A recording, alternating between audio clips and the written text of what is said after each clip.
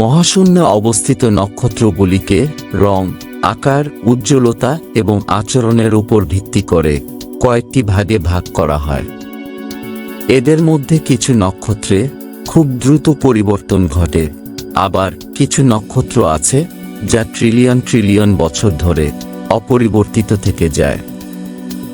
এই যেমন রেড ডুয়ার্ফস বা লাল বামন নক্ষত্র। লাল বামন নক্ষত্র হল কম ভরের এবং নিম্ন তাপমাত্রার নক্ষত্র।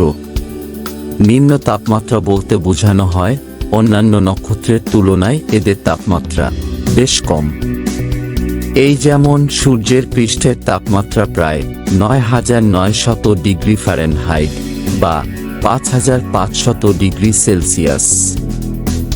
অন্যদিকে বামন নক্ষত্রের গড় তাপমাত্রা প্রায় ৬৩৮০ ডিগ্রি ফারেনহাইট বা ৩৫০০ ডিগ্রি সেলসিয়াস।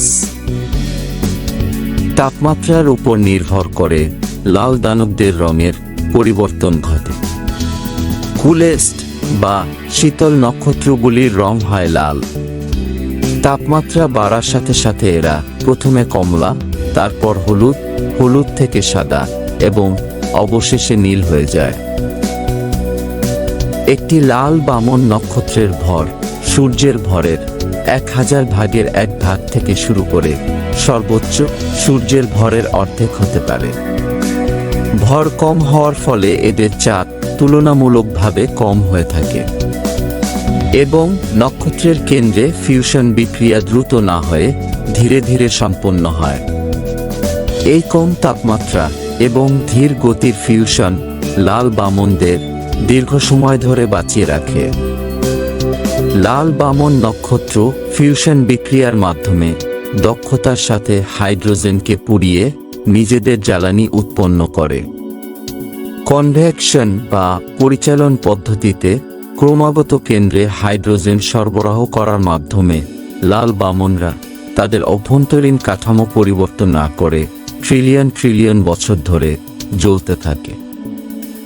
বিজ্ঞানীদের ধারণা, আমাদের এই মহাবিশ্বে থাকা বেশ কিছু লাল বামন নক্ষত্রের বয়স এই বর্তমান মহাবিশ্বের বয়সের থেকেও প্রায় ১৪ ট্রিলিয়ন বছর বেশি।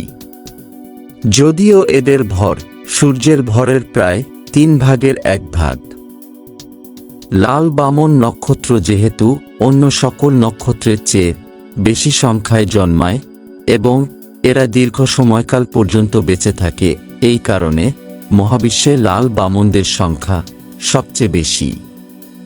ধারণা করা হয় আমাদের এই মিল্কি ওয়ে গ্যালাক্সির প্রায় ৭৫% নক্ষত্রই লাল বামন নক্ষত্র। মনে করা হয় সূর্যের 10% মধ্যে থাকা ৬৩টি নক্ষত্রের মধ্যে ৫০টি লাল বামন নক্ষত্র। মহাকাশ বিজ্ঞানীদের মতে পৃথিবীর কাছাকাছি থাকা ৩০টি নক্ষত্রের মধ্যে ২০টি লাল বামন নক্ষত্র।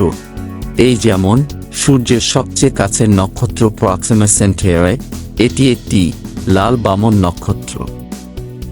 তবে জনসংখ্যায় এত বিশাল হলেও লাল বামন নক্ষত্রগুলি এত শীতল এবং ম্লান যে এদের খালি চোখে দেখা যায় না।